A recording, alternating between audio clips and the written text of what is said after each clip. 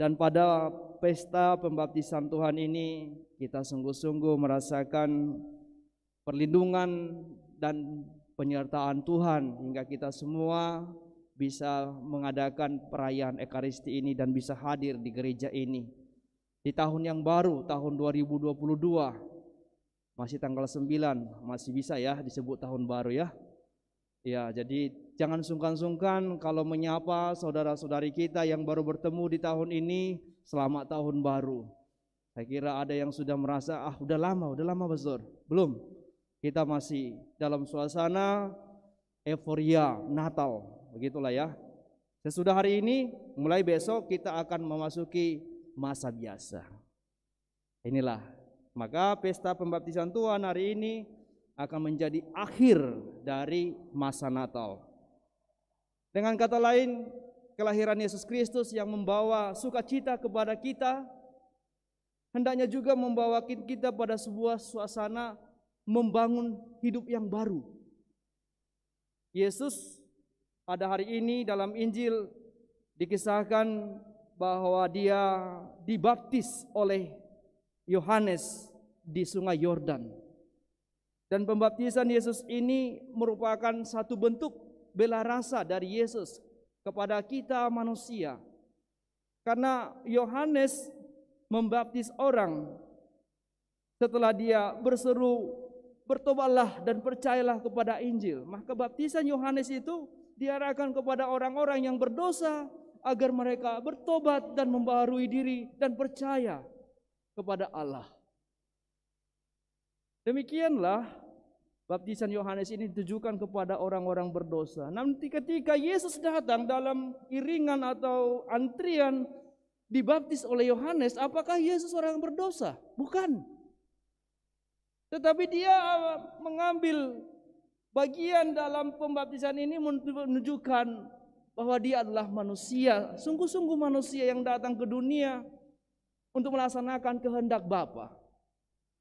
Maka pembaptisan Yesus oleh Yohanes merupakan rencana Allah, merupakan kehendak Bapa. Maka Yesus taat. Ketika Yohanes berkata, membuka tali kasutnya pun aku tidak layak. Bagaimana mungkin dia datang kepada aku dan aku membaptis dia? Tetapi bukan itu yang mau ditunjukkan oleh Yesus dengan kedatangannya. Dia datang untuk melakukan kehendak Bapa, bahwa semua yang direncanakan Allah harus terjadi. Demikianlah Yohanes membaptis Yesus. Tetapi Yohanes berkata, aku membaptis kamu dengan air, tetapi dia yang lebih berkuasa daripada aku akan datang, dan membuka tali kasutnya pun aku tidak layak. Ia akan membaptis kamu dengan Roh Kudus dan dengan api. Bapak Ibu saudara-saudari, air itu membersihkan bagian luar kita. Ketika kita mandi, sekurang-kurangnya kotoran-kotoran yang ada di badan kita akan bersih. Namun air itu tidak dapat masuk ke dalam membersihkan kotoran-kotoran dosa yang ada dalam diri kita. Demikianlah sesudah aku, ia akan membaptis kamu. Siapa kamu? Yesus. Yesus yang akan datang untuk membaptis kamu dengan Roh Kudus dan dengan api. Baptisan Roh Kudus yang dimaksudkan oleh Yohanes adalah baptisan yang membawa orang pada perubahan dari dalam, perubahan diri. Baptisan yang dimaksudkan oleh Yohanes dengan baptisan api adalah baptisan yang mengubah sungguh-sungguh kita. Tidak hanya luarnya tetapi dalamnya. Kalau kita membakar sesuatu dengan api, bukan hanya yang tampak saja berubah, besi menjadi hitam, tapi bagian dalamnya juga bisa meleleh. Nah, sekarang ketika kita mendapatkan baptisan dari Roh Kudus, kita menjadi orang-orang yang memiliki semangat baru. Ketika kita dibaptis dengan api, kita mempunyai semangat yang berkobar-kobar. Apa yang bisa aku lakukan untuk gereja, untuk sesama, dan untuk Tuhan? Ini menjadi sebuah pertanyaan yang kemudian mengiringi kita untuk melangkah di tahun 2022 ini. Apakah sama 2022 dengan 2021? Secara kasat mata kita katakan akan berbeda. 2021 kita tidak bisa buat apa-apa dengan adanya pandemi virus corona. Tahun 2022 apakah pandemi masih ada? Masih. Tetapi situasi kita sudah berbeda. Kalau di tahun 2022 masih ada orang yang bercokol di rumah dan tidak mau kemana-mana, itu akan mati. Karena krisis ekonomi, banyak hal akan membuat hidupnya menjadi berat. Tahun 2021 betul, pandemi menjadi sebuah momok. Masih ada alasan yang bisa dibenarkan ketika orang bercokol dan tinggal di rumah. Tetapi sekarang dengan 2022, ketika kita dipaksa oleh situasi untuk keluar dari zona nyaman kita, dan kita tidak mau keluar dari zona nyaman, maka kita pun akan ditinggalkan, kita pun akan mati. Siapa yang berani berubah, itu yang kemudian mendapatkan keselamatan.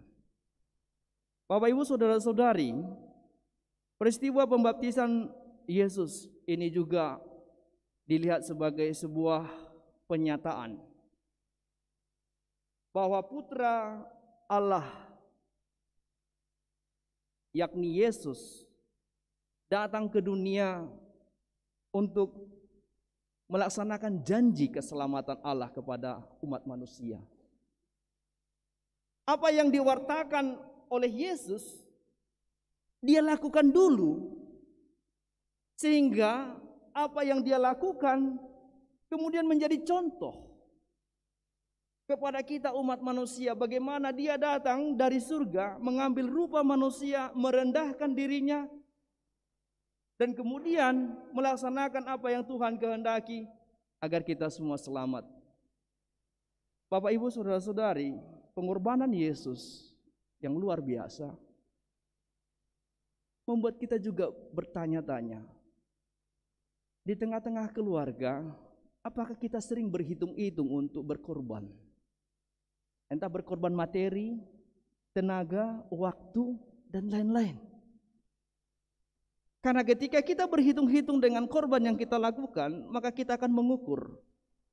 Dan hasilnya apa? Kekecewaan. Namun ketika kita berkorban dengan ketulusan, saya tidak lagi berpikir tentang apa balas dari apa yang kulakukan. Dengan demikian saya bebas, saya merdeka.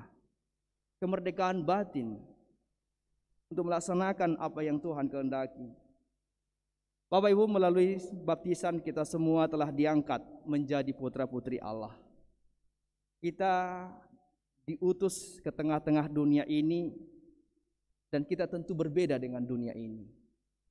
Kalau kita menyamakan diri dengan dunia ini, maka kita akan terbawa oleh arus. Orang akan kemudian melihat apa yang dikehendaki dunia bagi diriku.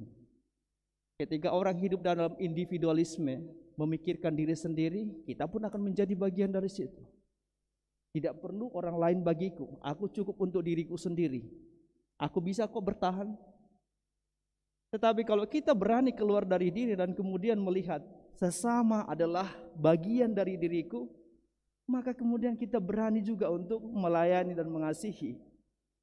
Dan itulah yang Tuhan Yesus perintahkan, hendaklah kamu saling mengasihi.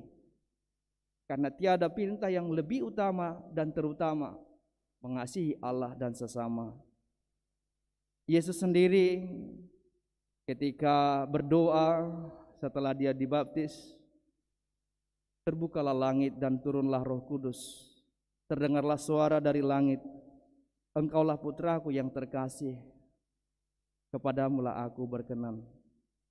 Marilah saudara-saudari kita juga yang mengaku pengikut-pengikut Kristus mencari cara untuk semakin pantas disebut putra-putri yang dikehendaki oleh Allah Bapa, yang telah dikuatkan dengan pembaptisan dan mengubah hati kita, sehingga tahun 2022 ini bukan menjadi sesuatu yang menakutkan apa yang terjadi nanti, tetapi berani melangkah dengan tuntunan Roh Kudus agar hidup kita semakin pantas.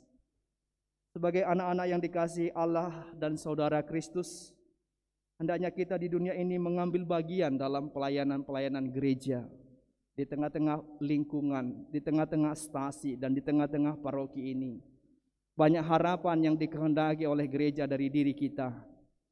Dan pada misa jam 10 tadi Bapak Uskup telah membuka tahun keluarga sumber panggilan di seluruh Keuskupan Agung Medan. Semoga di tahun 2022 ini semakin banyak orang yang terpanggil untuk menjadi imam, biarawan, biarawati yang akan melayani di tengah-tengah gereja.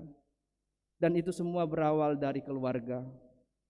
Dan Bapak Uskup juga menyampaikan dalam amanatnya tadi, hendaklah para pastor di semua paroki di Keuskupan Agung Medan ini, khususnya di tahun 2022 ini, menggalakkan kunjungan keluarga. Karena panggilan itu seringkali muncul pertama-tama ketika ada imam, suster, frater yang berkunjung ke rumah dan menyapa seorang anak, dan anak itu kemudian merasa terpanggil masuk seminari dan menjadi pastor, suster, dan bruder, frater. Semoga amanat ini dapat kami lakukan para imam, suster, frater untuk mengunjungi rumah keluarga-keluarga, asalkan keluarga-keluarga mau menerima. Itu juga menjadi satu harapan. Khususnya di seluruh wilayah Keuskupan Agung Medan ini juga, agar kita semua yang sungguh-sungguh juga merasakan kasih Tuhan itu dapat berbagi dengan mereka yang membutuhkan. Berkat Tuhan dicurahkan kepada kita, semoga di tahun 2022 ini hati kita dibaharui untuk berani keluar dari zona nyaman kita dan berani keluar membantu mereka yang membutuhkan demi kemuliaan Tuhan. Kemuliaan kepada Bapa dan Putra dan Roh Kudus, seperti pada permulaan, sekarang, selalu, dan sepanjang segala abad. Marilah kita bangkit berdiri, menegaskan iman kepercayaan kita dengan mengucapkan syahadat. Aku